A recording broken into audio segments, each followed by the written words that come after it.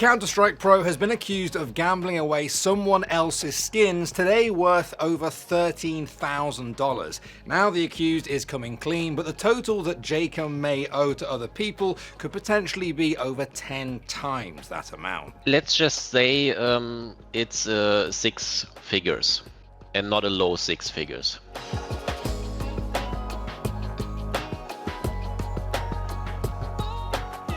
If you or someone you know has a gambling problem and wants help, resources are available where you live. You can follow the link in the description to visit the National Council on Problem Gambling and find out more. On Wednesday morning, a user on Twitter alleged that Jkaem had refused to return 2 skins he had loaned out for use in 2023's Paris Major. Way back then, Jkaem was playing for Apex, and you might remember that roster outperformed expectations by making it to semi-finals, where they fell to eventual winners Vitality. The specific skins we're talking about belong to Twitter user Urslan, and the skin loan was set up through the Skins for Pros Discord server. The curated server is a passion project for admin Nap and known skin enthusiast Zipple, and it normally works pretty well. Pros get to frag out with some dope skins, and the skin's owner gets to see the skin used in a major or other tournament. Of course, I was happy when it was a Norwegian player. He is like the second best Norwegian player ever, so that means I've been following his team since like 2015, I guess.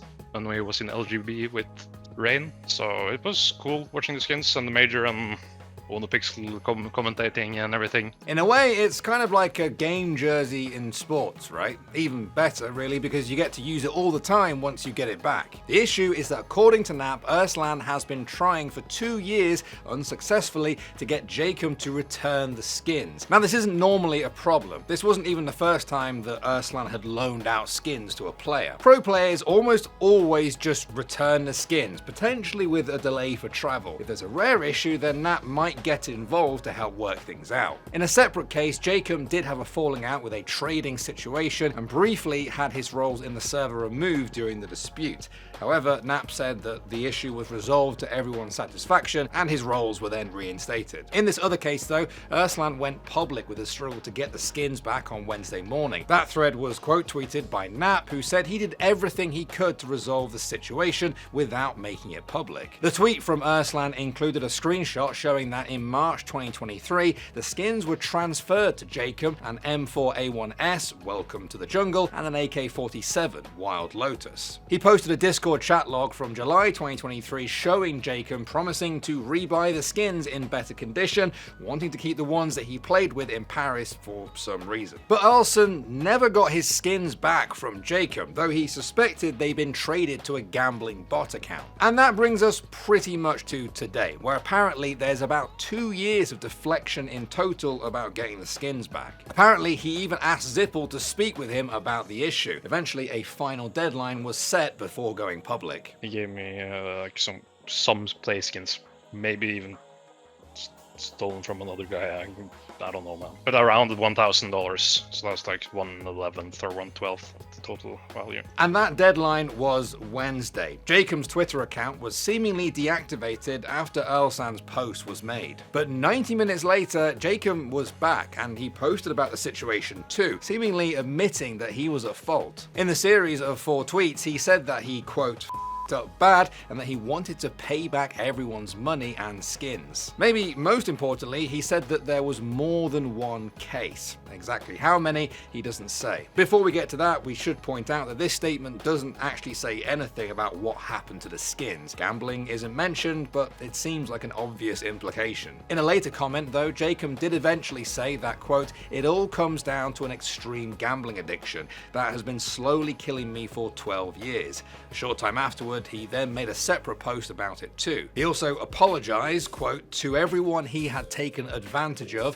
saying that it was his fault and no one else's, and that, quote, sometimes you need to hit the bottom to see who has your back. Jkaem said that his current team, BC Game Esports, was going to help him resolve the situation and that he was being, quote, honest and open with them about his issues. Urslan told us in an interview that, after his post, Jkaem messaged again to say that his team may help pay for the skins. With no indication of when though, it seems like he isn't holding his breath. Still, we're hoping he gets his money back soon. That team, by the way, is a subsidiary of a crypto casino based in Curacao. We sent them a request for comment to see what, if anything, they plan to do in the situation, but they didn't respond by publication time. As we mentioned though, even by Jkaem's own admission, it's more than one person. So how widespread is it? It feels like Ulsan was just the tip of the iceberg. One of Zippel's replies to Jkaem states that, quote, "There is a crazy amount of people coming forward with stories to me, and I suspect it will continue for the coming days." What we're saying here is that this could realistically be a lot of money. In an interview, Nap told us that this is the only case from Skins for Pros. But as Zippel has started to look into it, Nap said it's increasingly looking like a lot of others are coming forward with stories about Jkaem. Let's just say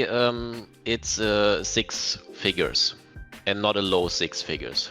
So you do the maths, and with Jkaem's self-professed timeline of 12 years, this could be a lot of money. It could be a lot of people waiting to get repaid, not just for skins, but maybe also for personal loans. If that's the case, if there are a lot of people waiting to be repaid here, it's not clear how people would be repaid or in what order if full repayment is impossible. And sure, another Jkaem tweet says that he's committed to pay it back, quote, even if it takes years, but it sounds possible that some of these other people have already waited a few years to this point. And anecdotally, it makes sense. If you owe a lot of people money and or skins, then you have to delay people and string them along like the situation Ulsan experienced. But the overall situation, what he seems to own to, I don't know how many people, like at least 20, 30 people in the back, where he basically seems to be juggling them back and forth and delaying everybody like he did in this case, seems to be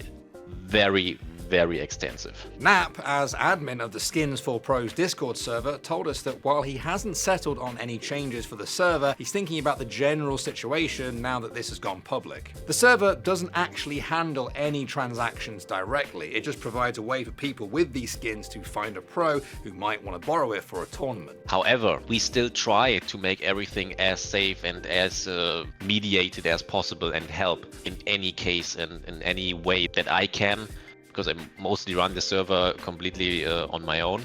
I try to help in any case where I can, try to mediate between the pros and the player and the community and all that. As the full list of creditors is likely to expand over the next few days, it's likely that we'll get a clearer picture soon of a more specific amount of money. We'll continue to follow the story. One sentiment that's floating around a lot at the moment is that given so many people seem to have been involved in this, it seems kind of crazy that it stayed as quiet for as long as it did. Yeah, I do have sympathy for this gambling is an addiction. It's really sad that it's gone that far, and as from my understanding, there's a lot of people he owes money to. So this was probably about to happen if I did it or someone else did it.